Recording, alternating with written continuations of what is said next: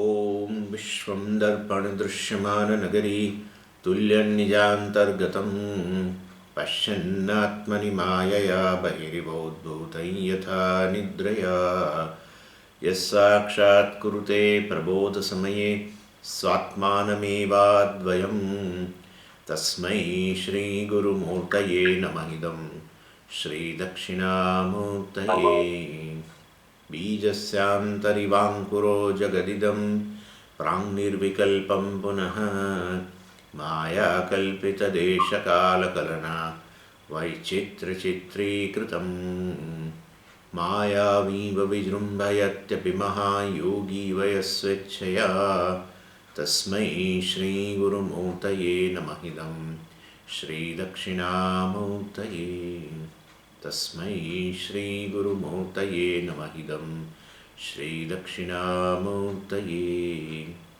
ॐ सहना भवतु सहनौ भुनक्तु सह वीर्यं करवावहै तेजस्विनावधीतमस्तु मा विद्विषावहै ॐ शान्तिः शान्तिः शान्तिः सदाशिवसमारम्भां शङ्कराचार्यमध्यमाम् अस्मदाचार्यपर्यन्तां वन्दे गुरुपरम्पराम् ॐ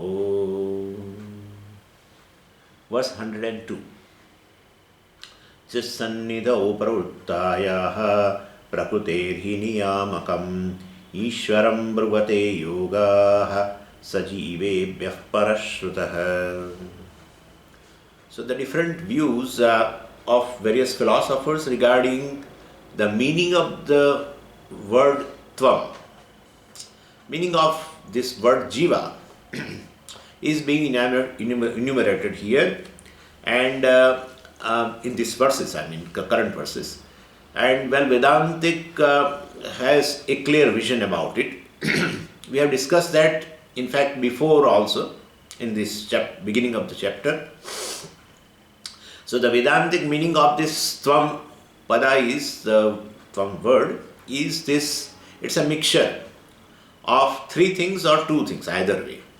It's a mixture of, let's say, three things.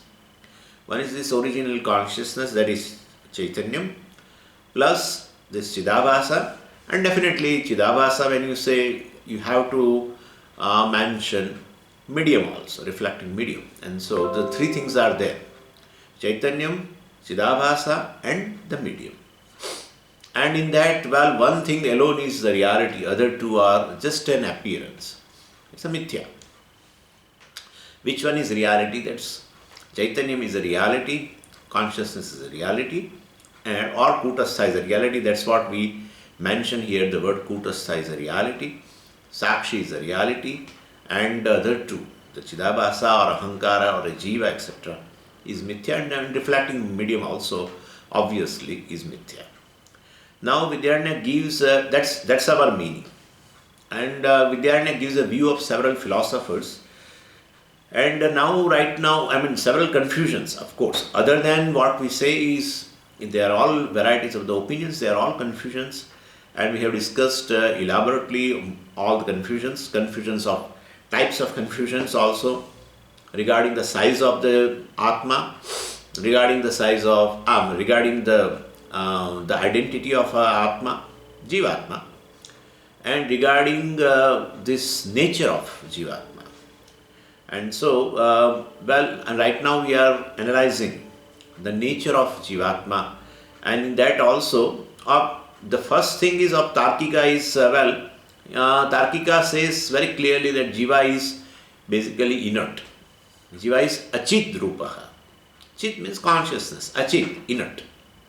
So Jiva is achit rupaha. Then, Bhattamimamsakas says, that Jiva is a mixture of Chit and Achit. So Jiva is partly conscious and partly inert. So Jiva has a part, or Atma has a part. So it's a mixture of both. And then Sankhyas, they say, and of course they derived, this Bhattamimamsaka derived that Jiva is a mixture based on Sushupti, right? And Sankhya's came and they gave their opinion. They say, no. Atma is Chidrupa. Atma is just a consciousness. And also they said Atma is Vibhuhu, all pervading. Atma is Asanga. So very close to Vedanta. That's what we also say. Atma is consciousness, Atma is all pervading, and Atma is Asanga. We also say. Then why do you say Sankhya's? Basically they are Purvapakshis, etc. And their opinion is regarding this Atma is a confusion. Why do you say? Because that's your opinion also. Well, Sankhya, then they say this, they gave an example of a space to tell that Atma is all pervading, etc., etc. Well, but then he makes a blunder when he says this all pervading Atmas, they call Purushas, are many. And therefore, that was a confusion. And we discussed that. How this manyness is not possible in Atma. Anyway, I'm not going again into that. So, Sankhya philosophy said like this. Atma is all-pervading, Atma is consciousness, and Atma is Asangaha, but Atmas are many. So, that is the difference between Sankhya and Vedantin. Vedantin says Atma is one alone. And what you see there are several jivas, etc. This is all mithya. Basically, these are all superimposition. So, jivatvam is a superimposition upon Atma. So, no, they say jivas are really many. And they gave a very, very silly argument that, this jiva basically has this Atma has a bandhanam and Atma has a moksha. Then we said, if Atma is Asangaha, you are saying, Atma is unconnected, then how does it connect it to bondage? It cannot connect, right? Because then they say, this bondage goes from Atma and moksha comes. And also they said this bandhanam and moksha is not there in the Atma, actually it is from the Prakriti, it is superimposed upon Atma, this Purusha or Atma. If it is superimposed, then it is a superimposed attributes. So, if you say some of the Atmas are bound, some of the Atmas are free, and therefore there must be manyness.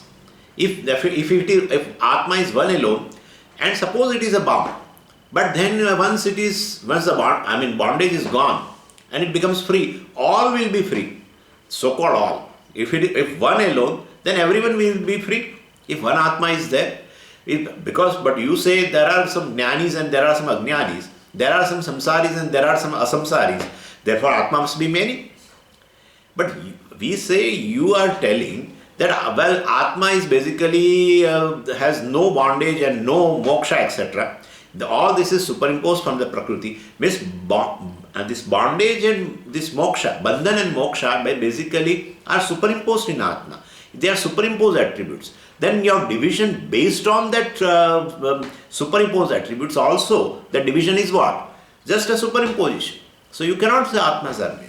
Very simple. But anyway, somehow they make this thing. Anyway, so Sankhya philosophy is like this. Then yogas, actually the yogas are very close to Sankhya.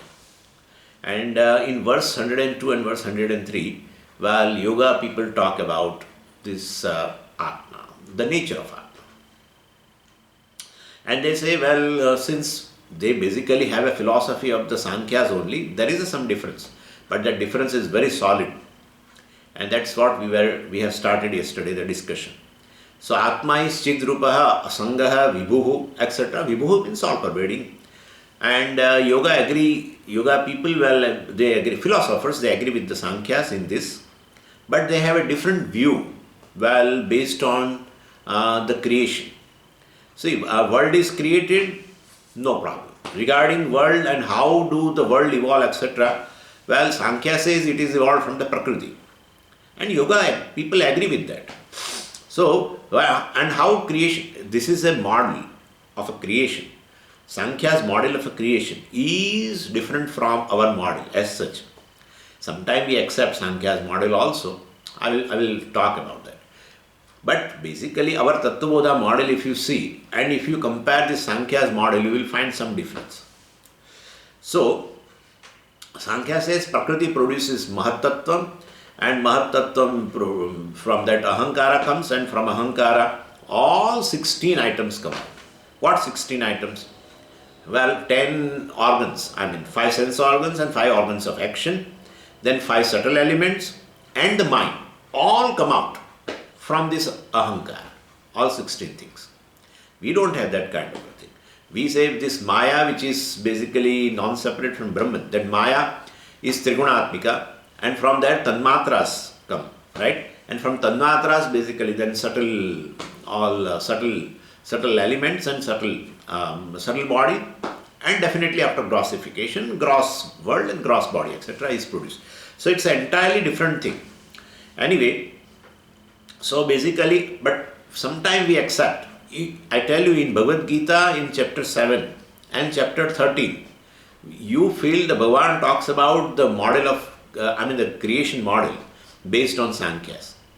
Mahabhutanya ahankara buddhir avyaktam cha indriyani dashaikam cha panchachendriya gocharaha etc. is a model of Sankhya's. Bhumirapo nalo vayu khammano buddhireva cha ahankara itiyam me bhinna prakriti rashtada. 7th chapter. That was what first I said was a 13th chapter. All the basically, if you look into that, where Bhagavan talks about the creation, it's a model of a Sankhya. But then why that kind of a confusion these people create? Acharyas create confusion. They should tell creation is, creation happened in this way only. Why should they accept somebody else's model? But where is creation? We are saying. Then the very base itself is not there. And why forget about the Sankhyas? Upanishad itself has no vyavastha so far as creation is concerned. Really. And therefore Chandogya talks about 3 elements. Taittiriya talks about 5 elements, creation from 5 elements. 5 elements are created, and from that all creation. Chandogya says only 3 elements. Chandogya skips Akasha and Vayu, both. And from other 3 elements, everything came. And then Prashna talks about Rai and Prana. There's no element at all. Whole creation came from the combination of this Rai and Prana. It's all. So, Upanishad itself has no vyavastha regarding creation, because creation is not real. Then whatever model you accept is ultimately a mithya model. It's to explain. It is creation has been enumerated in varieties of the Upanishad not to prove that there is a real creation. Whatever you see is one thing alone. That's what they want to say. Because you say, I see many things in this world. I see the world. Varieties of names and forms created and all that. So we say, you look into the cause of the creation and you will find that Brahman alone, with the Maya of course, as manifested into various names and forms. Names and forms is just a Maya, and it is non-separate from the existence and consciousness, that is Brahman, etc. And therefore ultimately everything is Brahman. Maya is mithya, names and forms are mithya, and therefore Brahman alone is to manifest into these various names and forms. It is mithya. Brahman is satyam, Jagat is mithya. To say that we narrate this creation. So how creation came about, etc. is of no use to us, because really there is no creation. It's just a model. And therefore, definitely. So anyway, so we have, Bhagavan has adopted this Sankhya's model of creation in chapter 7 and chapter 13, both places. Anyway, so with regard to this evolutionary procedure, Sankhyas and Yoga agree. Whatever the model Sankhya says, Yoga says, yes, that's correct. And only we have a different procedure, creation procedure, which is discussed in Tattvabodha, etc. Now, where is the problem then? Why yoga people are opposing this Sankhyas? Well, only the thing is, will Prakriti evolve? Prakriti, evolve by itself, or does it require intelligent principle to supervise, to oversee the creation? That is where Sankhya's and Yoga differ. Sankhya says Prakriti itself, we have seen that yesterday. They say Prakriti and Purusha. Generally what, in broader terms we say, Anatma and Atma, etc. Or Maya and Brahman, same way. So here they say Prakriti and Purusha. They use a different word. And of course, Prakriti they call Pradhanam also. But anyway, so Prakriti and Purusha, so Prakriti evolves itself. It doesn't require any intelligent principle. That's what Sankhya says. Yoga says it is not possible. Whatever the Prakriti does, I mean the whole creation come out of the Prakriti, well, but which is supervised by, which is controlled by this conscious being, intelligent being. So intelligence is required, conscious being is required, which is called Ishvara. And therefore, well, in presence of Ishvara, this Prakriti does all the thing. That's what yoga people say. Sankhya says no, there is no Ishvara, there is no creator of this universe. Only Prakriti does this job. Anyway, so Sankhyas basically are very close to this Darwin theory actually. You know, Darwin also said that, well, no God is required by natural selection of, natural selection method. Everything has come out. No intelligent being is required. No intelligence is required. So, well, and this Darwin theory is a threat to this Christianity. Anyway, and Pujya Swamiji used to describe some incident, that he had discussion with one of the groups of this Christianity. And well, that person from that group, Christianity, and a Christian person. So, well, he said the creation had come 3,000 years ago. Well, so, but then you find so many, the remains of these dinosaurs and everything, which are millions of years old. So then Pujya Swamiji asked that in this creation you find there are certain things, well, all these remains of dinosaurs, etc., all these bones and everything of dinosaurs, which are millions of years old. How do you say the creation is, this world is 3,000 years old? Well, he said, well, now there is not a problem. Well, he said, do you accept Ishvara as a God? Do you accept God as a omniscient? Yeah. Pujya Swami said, yes, I accept. Then, well, if he is omniscient and omnipotent, well, he can do anything. So he can create a world 3,000 years old, before 3,000 years, and he can put the bones of these dinosaurs, which are millions of years old. So he throws certain bones also in this creation, which are millions of years old. So well, then Pujya Swami said, let's not discuss this. Let's have a cup of coffee and discuss the politics, etc., of the world, etc. That's enough. So what I'm saying is, this Darwinism is a threat to many theologies. And Sankhyas are older brothers of these Darwinians. Sankhyas are older brother, because they also say Prakriti or inert matter evolves by itself.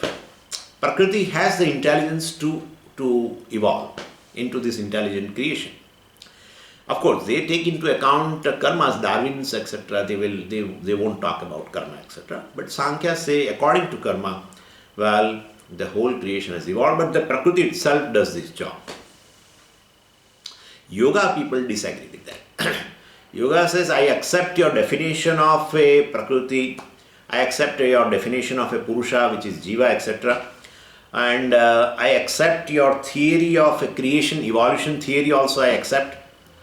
But this creation has to be presided over by intelligent principle. So, because creation is well designed, and this argument of yoga we also accept. In Brahma Sutra, we have answered this to this Sankhya's, and there is one adhikaranam called Rachananupapatti Adhikaranam, that is 221, in which Bhashyakara answers to the Sankhya that without any intelligent being, without nimitta karan, without efficient cause, well, that the creation is not possible. So Prakriti by itself evolves into this creation without without conscious being behind it, without intelligence behind it, it is not possible. So it requires an intelligent principle called nimitta karanam. Prakriti is a upadana karanam. Well, so that, just for a reference I am telling you, there it has been elaborately answered in Brahma Sutra. Then comes a next question. Well, if you require a supervisor, an intelligent being, why can't one of our jivas itself, will supervise the whole creation. Like you select a prime minister. Out of all of our individuals, one is selected as a niyamaka, supervisor, one is a controller of this country. So same way, jivas are anadis, they were not born at all. So then definitely if one of the jiva itself will become a supervisor or a niyamaka and control this world, why is it not possible? So, well, yoga philosophy says jiva is intelligent, all right, but limited. Because Sankhya answered like that, right? So then we say, means yoga people, I am identifying with the yoga people. So we say, jiva is intelligent, all right, but very limited.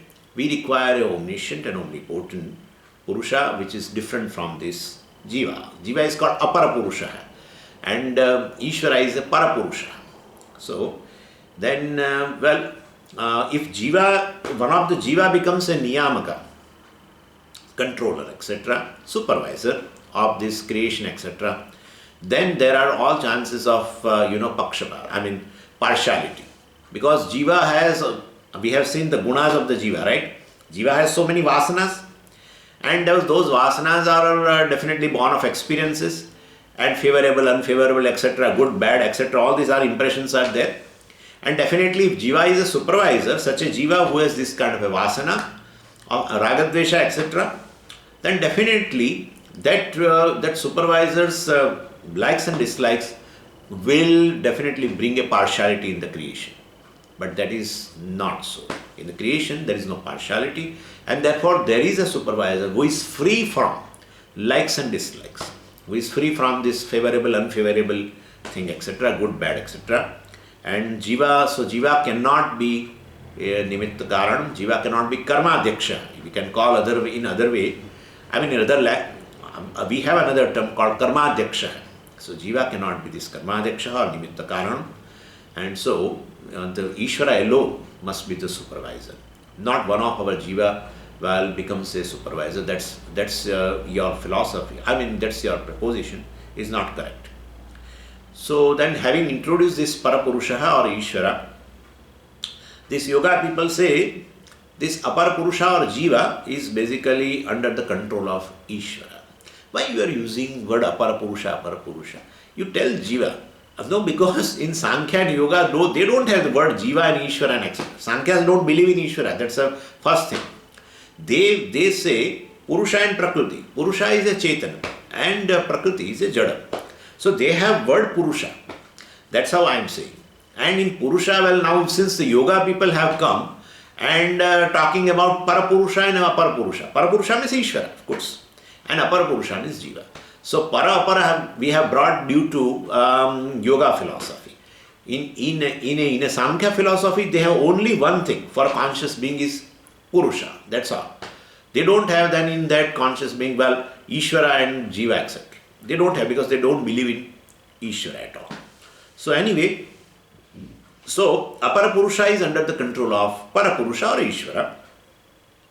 And he is controlled through the karma of that Aparapurusha, Punya Papas, etc. So which physical body he should get, and this Jiva should get, how much he should live and when he will die, etc.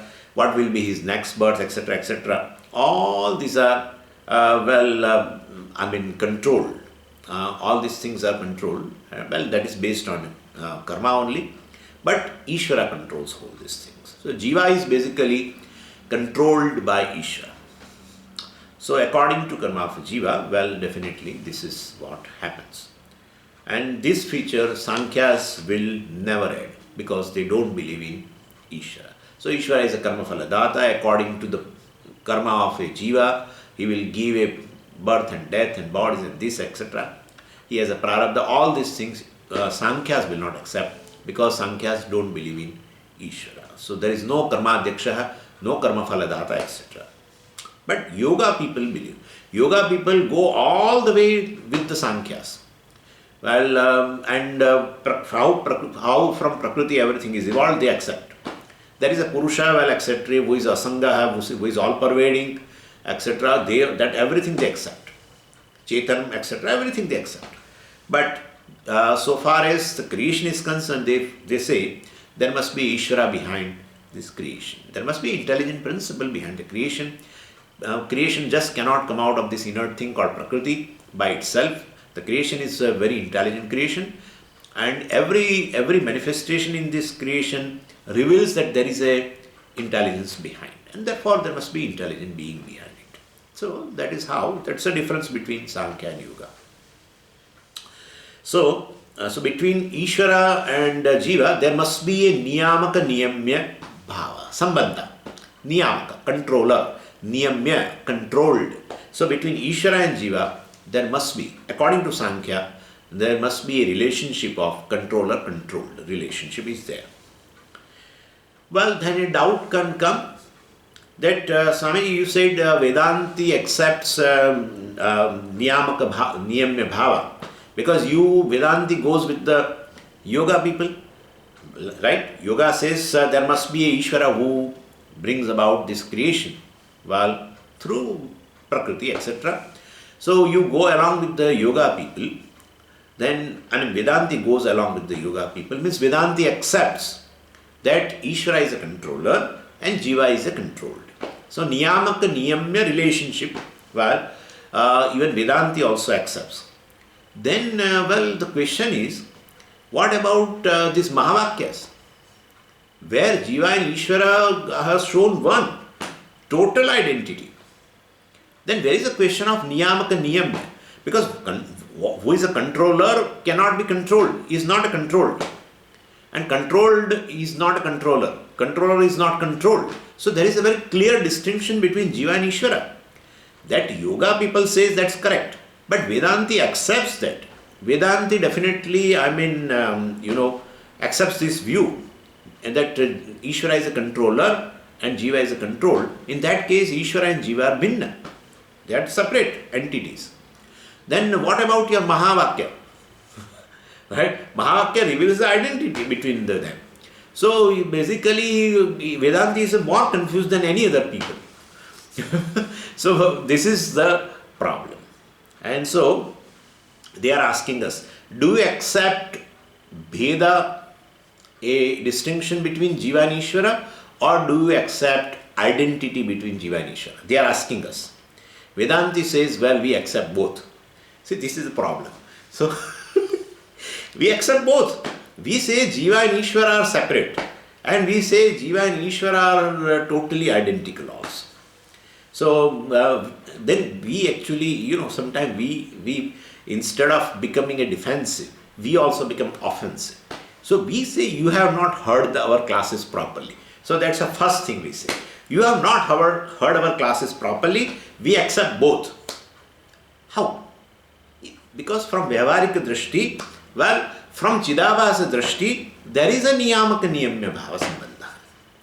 So, Ishvara, is a Maya Avachina Chaitanya. Well, definitely through Maya, he controls all the Jivas. Jivas are basically also Chidabhasa. That is basically Sukshma Sharira, Upahita Chaitanyam, etc. So, Vyavaharika Drishtya, Chidabhasa is a Vyavaharikam. So, from Vyavaharika Drishtya, we accept Bheda, and definitely from reality standpoint, from Paramarthik standpoint, there is no difference between them. So, this is said, this is the answer. Anyway, in verse 102, but give elaborate answer. This is not the place. We are right now enumerating our, varieties of the confusions among the philosophers. But this is the answer. This is just a question somebody raises. This is the answer for that. Anyway, and so in verse 102, this yoga people says, Yogaha bruvate, Vidyaranya says, Yogaha bruvate. Yoga philosophers say, what? Ishwaram. So, Ishwaram niyamakam. Ishvara is a supervisor, who is omniscient, omnipotent, and he is a supervisor, he is a controller of this creation. Sankhyas do not talk about that, because they don't accept. But yoga people say that. And Srushtihe Purvam, so basically, the Ishvara who was there before the creation, controls. Now what? Prakriti. Prakritehe niyamakam. Vidyaranya says Prakritehe niyamakam. Ishvara controls this Prakriti which existed before creation, from which the whole creation came.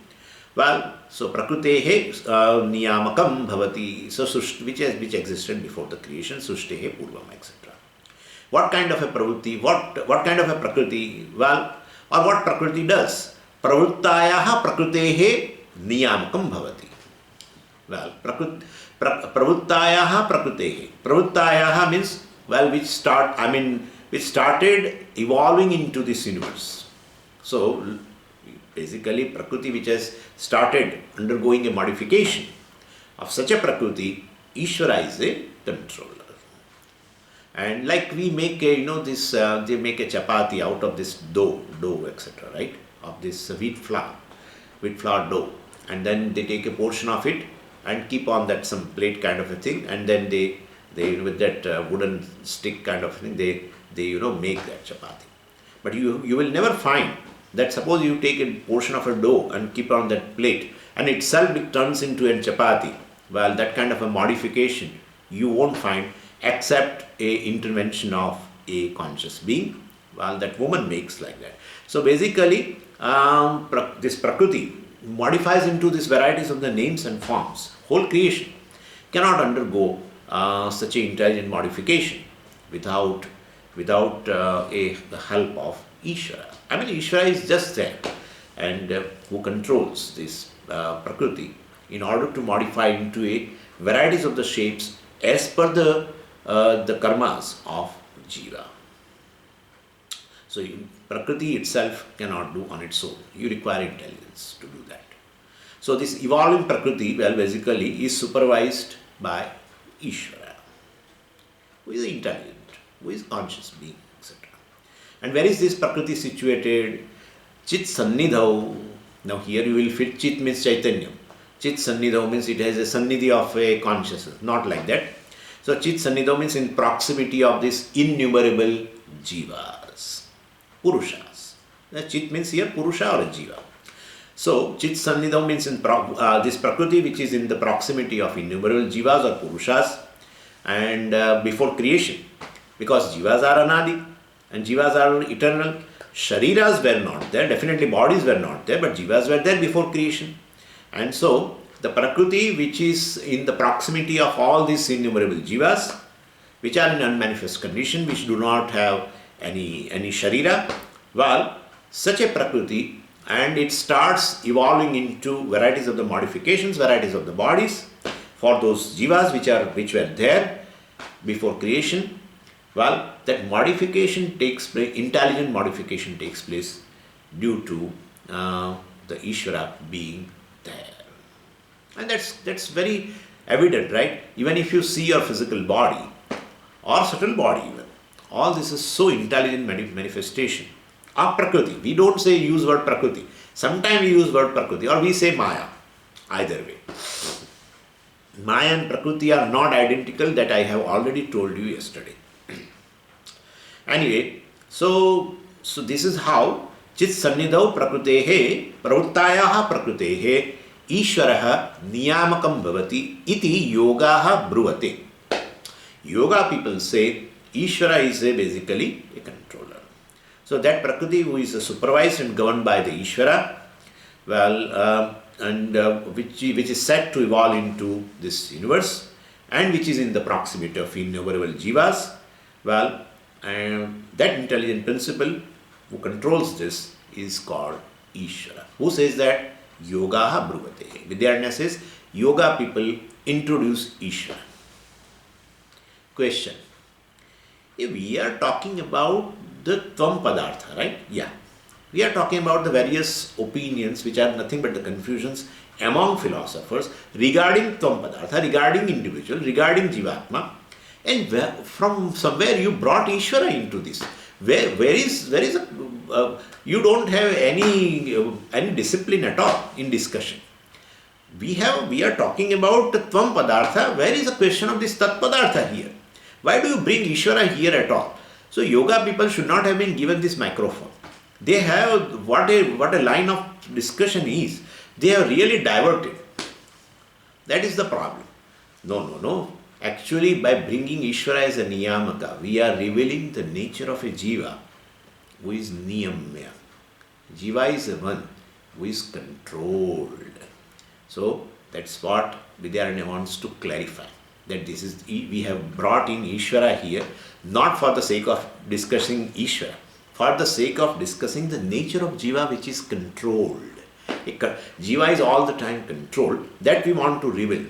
And so that is how we have brought Ishvara, for the sake of discussion of, for the sake of discussing nature of Jiva.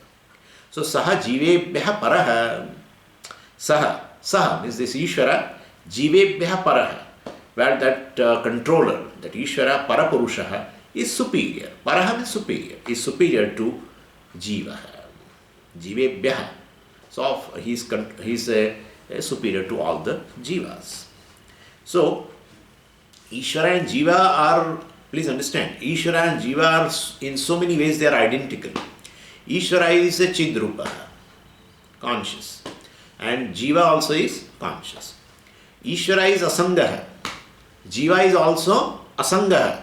Yeah, please understand that. We already discussed. That's how we answered Sankhya yesterday.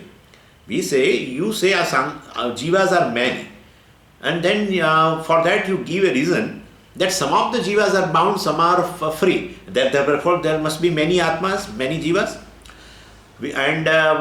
So basically, but you say Jiva is Asangaha, and all this, the bondage and moksha and all this, actually they are superimposed from Prakriti, etc. And therefore, Jiva is Asangaha, that is, they also believe. Sankhya's believe, Yoga believe, etc. So Jiva also is Asangaha, Ishvara is Asangaha. Jiva is conscious, Ishvara is conscious. And Jiva is also all-pervading, Ishvara is also all-pervading. Every way it is same. But only the difference is, they say Jivas are many, Ishvara is one. Yoga people say like that. In Sankhyas, only Jivas are many, only Purushas are many, only Atmas are many, no Ishvara.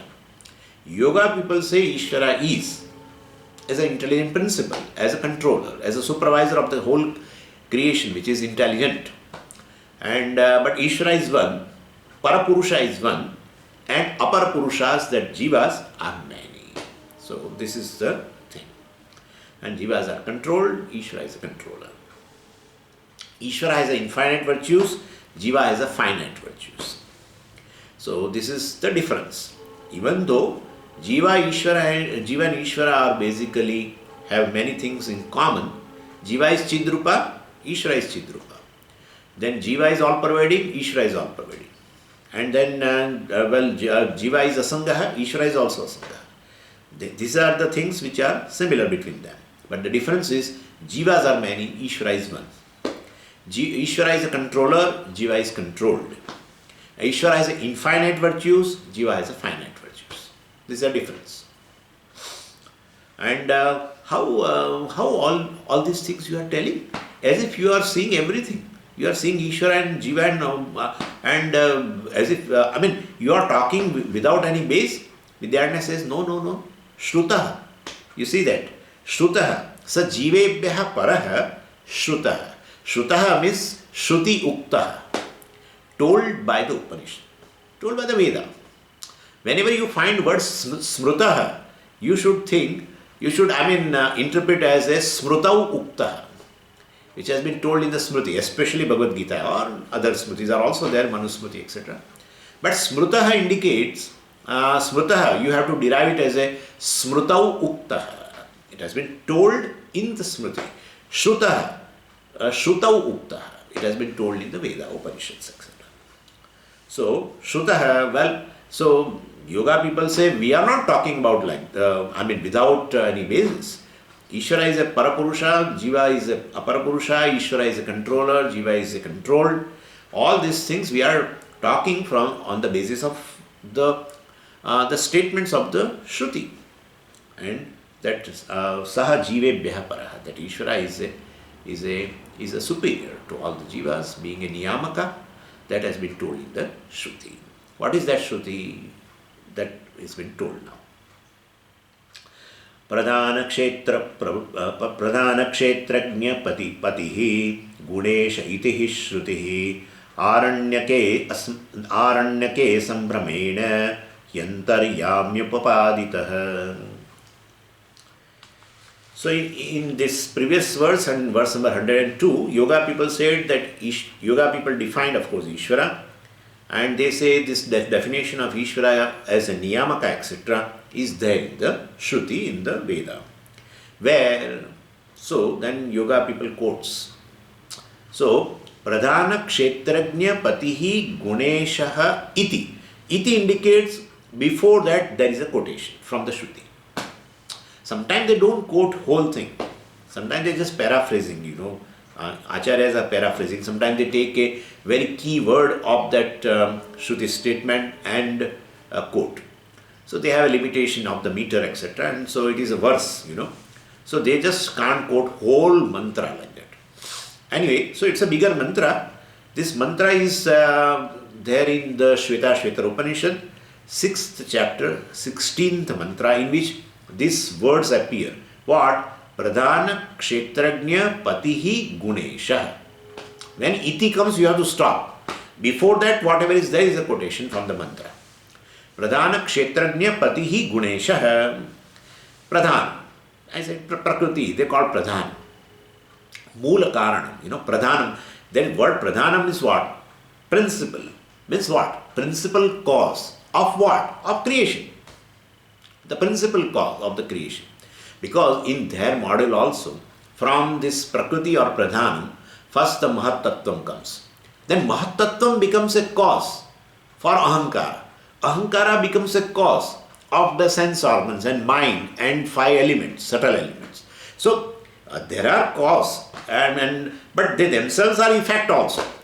Prakriti or Pradhanam, there is a Moola Karana, primordial cause, whatever. So, that is the cause which is not the effect. That's a final cause which is not the effect.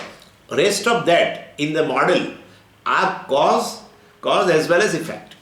Could you follow? So, Pradhanam gives rise to Mahat Tattva. This Mahat Tattva is Samashti Ahankara basically. So anyway, so that Mahat Tattva is a effect of the Prakriti. But that Mahat Tattva itself becomes a cause for Ahankara. It generates Ahankara. Ahankara means Veshti Ahankara, Veshti Aham, etc. And from there, definitely, from Ahankara, these 5 subtle elements, everything comes together. From Ahankara, 5 subtle elements, all 10 organs of actions and sense organs, all 10, and mind. They narrate like that. So anyway, so Ahankara is a cause of all of them. These all other things, subtle elements, etc., senses, etc., are effect. So Pradhanam means what? Well, which is not a effect of anything, which is the final cause of the entire creation. Principal cause. Pradhanam means principal. So principal cause of the creation. That's how Prakriti is called Pradhanam by Sankhyas. So anyway, Pradhanam, so that's a basic matter which existed before creation. Then Kshetrajna means Jivatma, Purusha. In yoga philosophy also, this Kshetrajna is equal to that Purusha. So Atmas are eternal and innumerable. Of course, they talk like that. Because the Sankhya's also talk like that, they also talk like that. And that Atma, that Kshetrajna, that Jiva, existed before creation. So, and then Prakriti, of course, can't evolve by itself. So, Jiva cannot create because they are limited in knowledge. So, we'll have to bring something else called Patihi, right? So, Pradhana Kshetrajna Patihi. And so, basically, a Patihi, controller, Ishvara. So who is a controller of what? Pradhanam and Kshetrajna.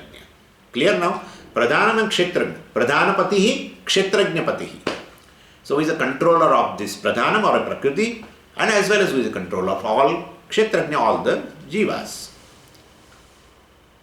And this has been told even in Vishnu Sahasranama also. Pradhana Purusheshwaraha, you will find. The verse number you will have to find. Okay? And so Pradhana Purusheshwaraha. Bhagavan has been told as a Pradhana Purusheshwaraha. Bhagavan has been told as the Ishvara word is there, right? Then why they should use word Purusha? Why should they use word Purusha? Pradhana Purusha Ishvara. Pradhana Purusheshvara. So that definitely Pradhanam means this Prakriti, Purusha means this Jiva. So Pradhana Purusha Ishvara, who is Ishvara, controller of Pradhanam, and Purusha means Jiva. That kind of a thing is there even in Vishnu Sahasranama also. So we and Sankhyas go very close actually. But I have told you already the difference between us. That's how Sankhyas are the most favorite Purapakshas for us. Whole in Brahma Sutra you find pages and pages and pages and pages. We definitely deal with the war between Sankhyas and Vedantin. Go on and on and on and on like standard battery. Goes on and on for days together, because they also very intelligent, very close to Vedanta. Very close to Vedanta in a certain aspect there. Of course, creation model we don't accept, or even if we accept, we don't bother about it. Whatever they say, sometimes we accept it also. Anyway, so controller from Vyavaharika Drishti, we say that. Because basically, Jiva and Ishvara has no separation other than the the distance of ignorance between them. Actually, there is Tattvamasi, etc. is the principal thing for us. Anyway, so Pradhana Pradhana Kshetrajna Patihi, and also it has been told Gunesha. This Patihi Ishvara is a Gunesha. So Gunanam Isha, he is a lord of all the three gunas. So definitely he is different from Jiva. Unlike Jiva. Jivas are slave of three gunas. Nibadnanti Mahabaho Dehe Dehinam Abhyaktam. Bhagavan also said, this Jiva basically binds this, the guna binds these Jivas. Nibadnanti. So Ishvara is what? Gunesha. He is a master of gunas. All this, Sattva, Rajas, Tamas. So that's fine. Okay, we accept. You have told that Ishvara is there as a control axis, has been mentioned in the Shruti. Okay, that's fine. But he says no. Well, one vakyam is not sufficient. Now I am quoting something else. What? Aranyake asambramena antaryamihi upapaditah. Aranyake. In Brihadaranyaka Upanishad, Aranyake means here in Brihadaranyaka Upanishad, Antaryami upapaditah. Well, this Ishvara is talked about as Antaryami. So, upapaditah means established, talked about. So, Ishvara is a controller of all entire universe. That has been mentioned in the Brihadaranyaka Upanishad in Antaryami Brahmanam. And Ishvara is called there as a Antaryami. So, Yamayati iti Yami. Antasan Yamayati iti Antaryami. Yamayati, controls. Yamayati, Sanyamayati, Niyamayati, etc. etc. Sometimes we put say prefix also. Sam plus Yam, or Ni plus Yam, etc. There is one thing, controls. So Ishvara is the controller of everything in the creation. Antasan Yamayati. So, basically, remaining inside of everything. Remaining as a core of everything. Name and form also is from Maya, which is definitely non-separate from Brahman. And providing, giving, giving the existence and consciousness to everything, illumines everything.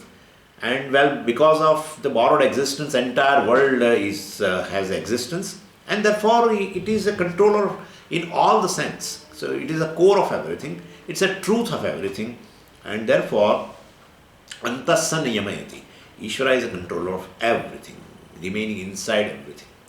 In Brihadaranyaka Upanishad, there are 464 mantras.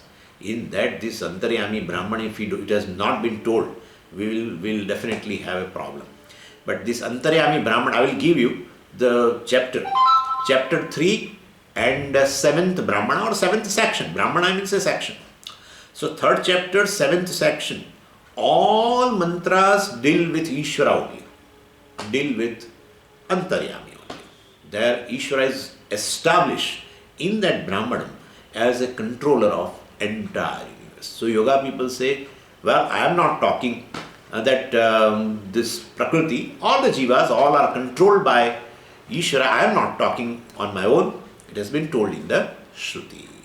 And therefore, he says to Sankhya's, how do you talk about the creation from Prakriti and without any intelligent principle behind it? So that is not possible. That's what they say. And asambramena. Sambrama means confusion. Asambramena means very clearly it has been expounded in the Shruti that Ishvara is a controller. In chapter 18 also, Bhagavan also said, Ishvara sarva bhutanam hriddesher junatishtati, etc. etc. Hriddesher.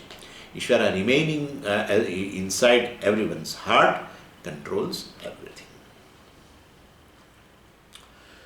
So, Vidyaranya concludes now Jivatma confusion list. Okay? So, hereafter now Vidyaranya enters into Tat Padartha, Ishvara. We have talked about the confusions, Tvam Padartha, and the confusions regarding Tvam Padartha. And well, of course, we started Tvam Padartha from verse 22. I am just reminding you now. And I told you at that time, up to verse 103, the whole section between verse 22 to 103 is a analysis of Tvam Padartha. And that is over now. So we have, we have placed our opinion also regarding this Tvam Padartha. It's a mixture of basically three things, and Kutastha and Chidabhasa, etc. Kutastha and Ahankara. Kutastha is the Sakshi, who is the Sakshi of Ahankara, etc. Ahankara is a Mithya, etc. because it is a Abhasa. Therefore, reflecting medium also is a Mithya.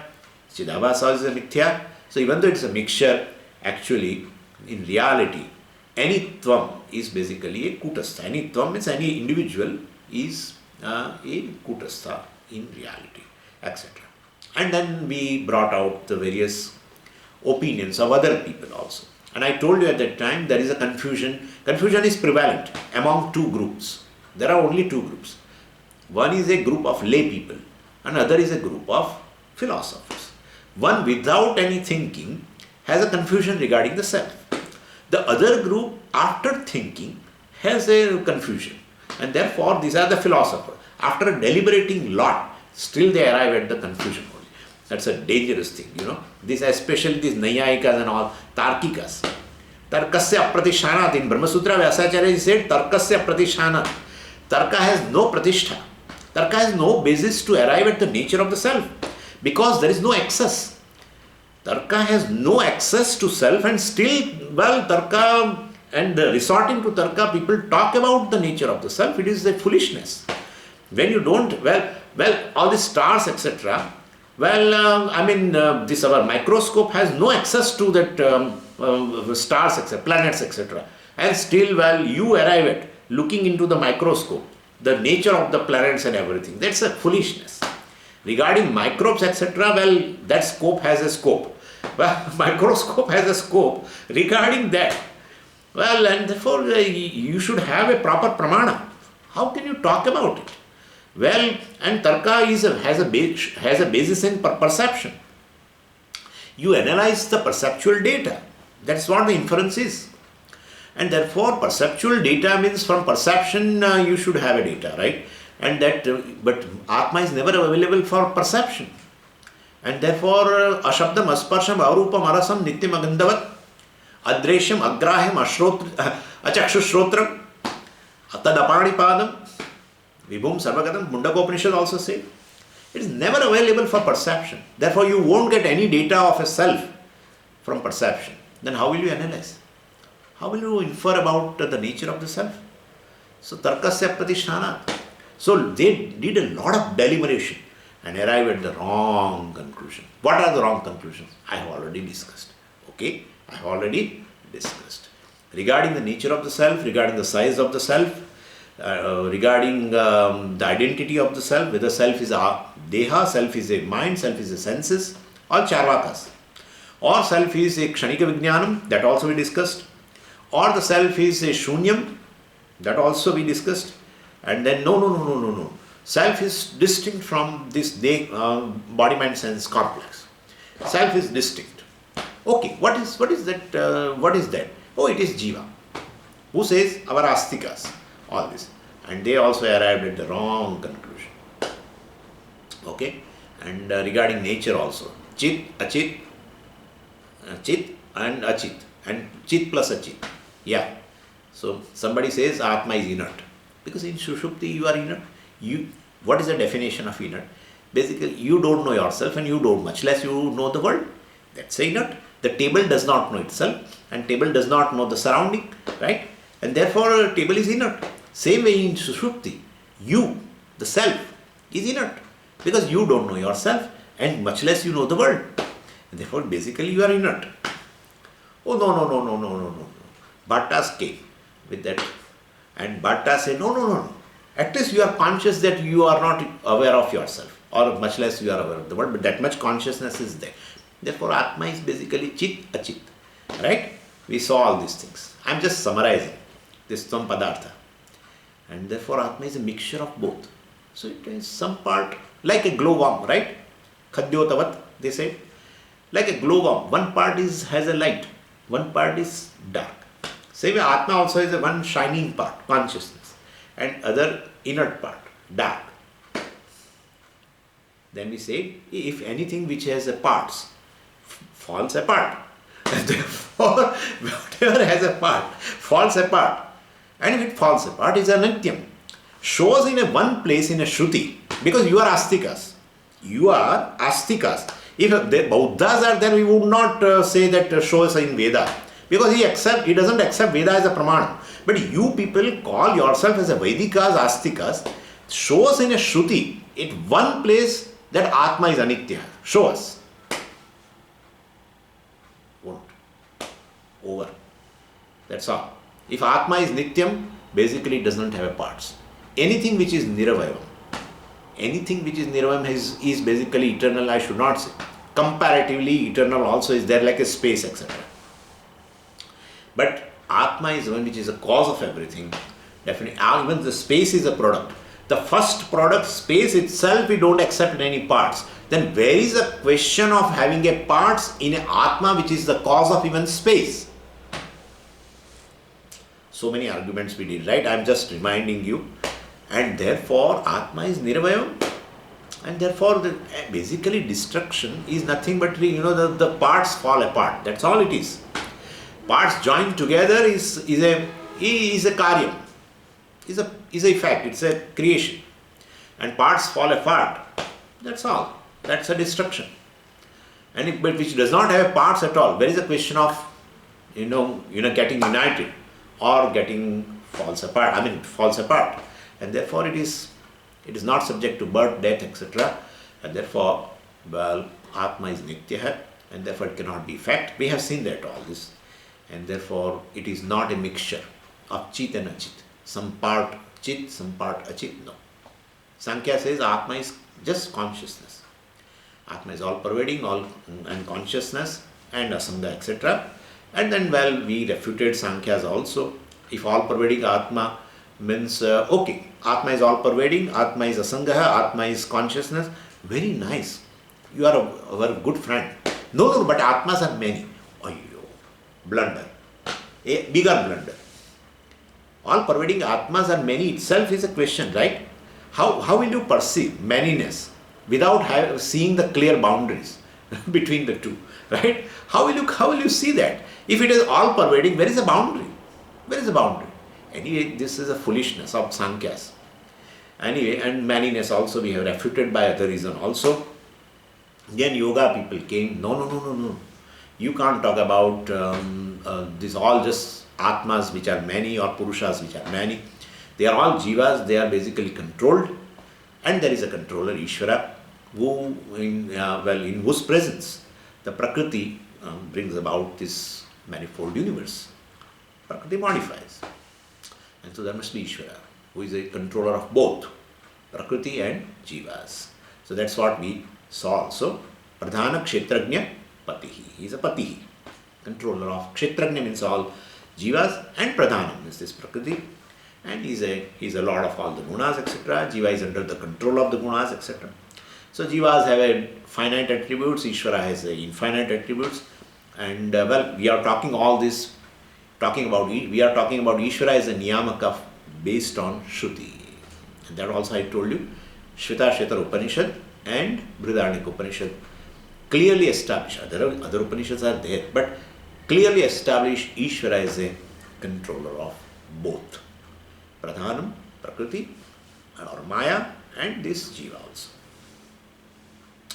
And we started this Tvam from verse 22 and we completed analysis of this Tvam Padartha with completion of this verse 103.